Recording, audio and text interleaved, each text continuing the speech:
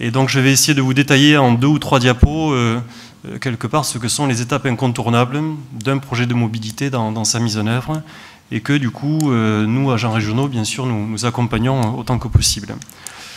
Bon, je vais passer rapidement sur cette diapositive-là, ça a déjà été dit, sur la finalité et finalement la valeur ajoutée de la mobilité. Brigitte vient d'indiquer l'impact que ceci peut avoir sur l'employabilité, sur le développement personnel, mais aussi quand même sur la conscience européenne, et c'est important. Beaucoup sont critiques effectivement sur le rôle de l'Union européenne, et critiques certainement fondées pour certains côtés.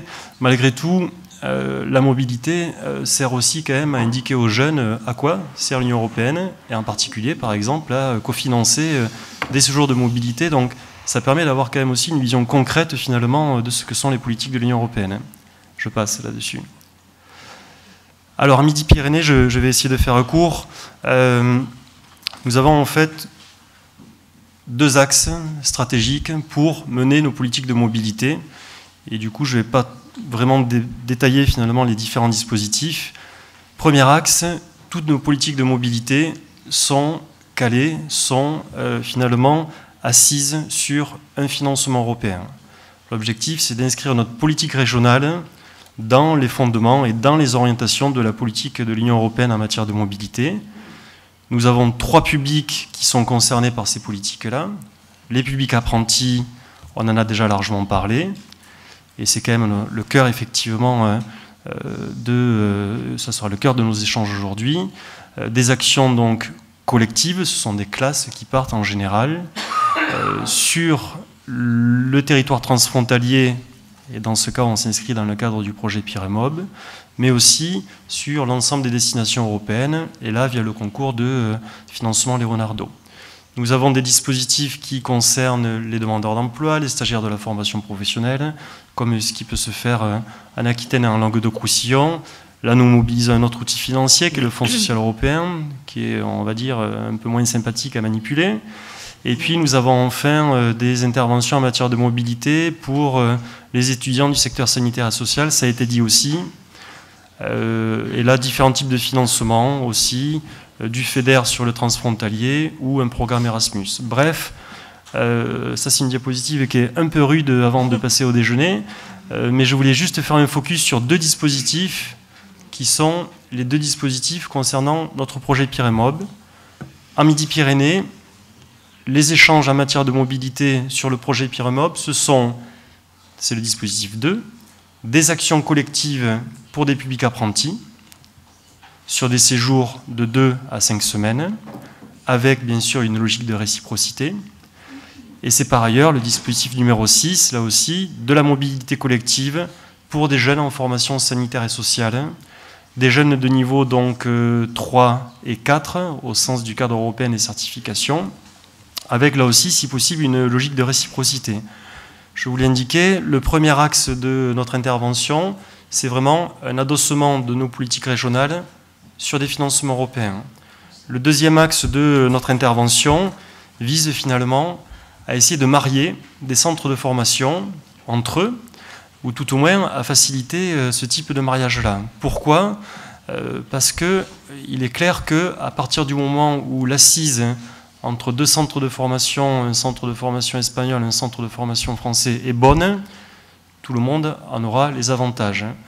Ça permet d'organiser des échanges entre les jeunes, ça permet d'organiser des échanges entre les formateurs, ça facilite bien sûr la recherche d'entreprises dans la mesure où chacun met à disposition son réseau d'entreprises, ça permet de trouver souvent des lieux d'hébergement aussi beaucoup plus facilement, et puis c'est un point important pour nos régions, ça permet aussi de limiter les coûts, dans la mesure où certains, par exemple, instituts d'éducation secondaire chez vous ont aussi des centres d'hébergement, ou en tout cas facilitent encore une fois la recherche d'entreprises. Donc on gagne du temps, on gagne de l'argent aussi quelque part.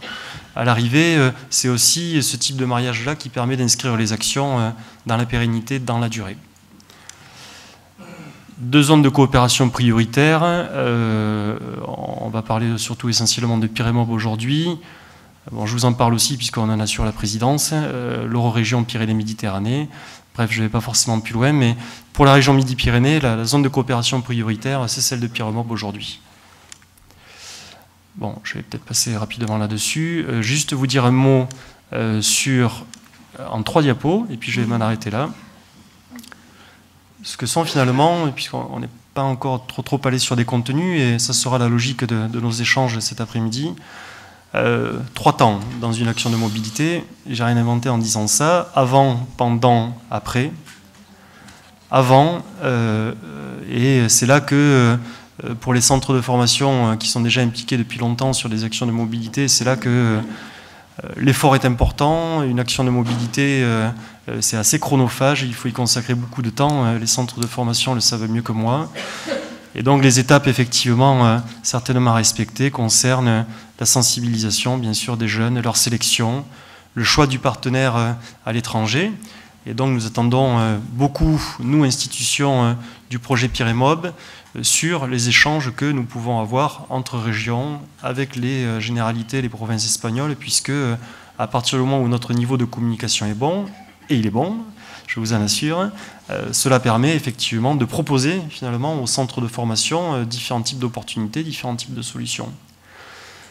La mise en place effectivement d'un accord de partenariat, ce n'est pas toujours le cas, mais à terme c'est souvent souhaitable entre les centres de formation, un dossier de demande de financement qui est déposé chez nous à la région, et puis bien sûr pour les centres de formation que vous êtes, la définition quand même des objectifs d'apprentissage, des objectifs de stage pour chacun des jeunes, la mise en place d'une préparation pédagogique, linguistique, culturelle, la rédaction des conventions, puisque les jeunes quand même vont exercer un stage dans une entreprise, à partir de là ils doivent être encadrés par une convention.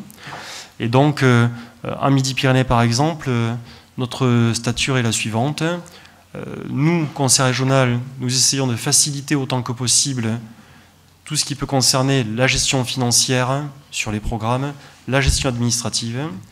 Les centres de formation, par contre, assurent l'organisation logistique et puis tout le volet pédagogique lié aux actions de mobilité.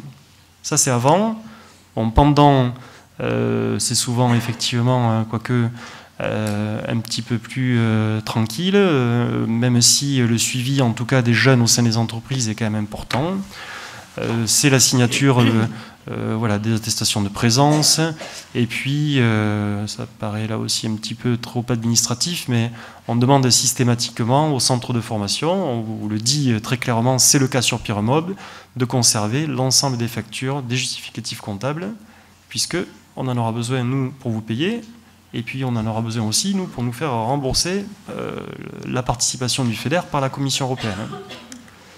Et enfin, après, au retour, donc, un bilan de stage pour l'apprenti, un rapport de stage aussi, un bilan que vous aurez à transmettre aux différentes institutions pour pouvoir aussi être payé.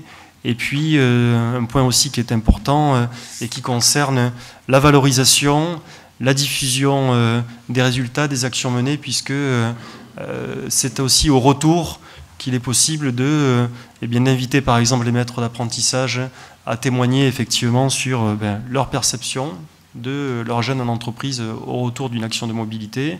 C'est aussi le moment de valoriser ces actions auprès des autres jeunes du centre de formation, puisque ceux qui ont été mobiles sont toujours les meilleurs ambassadeurs de ce type d'action-là. Bref, c'est aussi en consacrant du temps à la valorisation, la diffusion, que quelque part, la mobilité pourra faire des petits. Bref, je vais m'arrêter là dans un instant. Pour Midi-Pyrénées, 18 800 apprentis, 63 centres de formation, 315 diplômes, 700 formations. Donc vous voyez, les opportunités là aussi sont grandes, et nous aurons l'occasion à l'issue du déjeuner donc, de pouvoir échanger sur de futures collaborations. Si j'ai appris un mot en basque quand même, c'est Eskerik Asko, me semble-t-il. Je vous remercie de votre attention.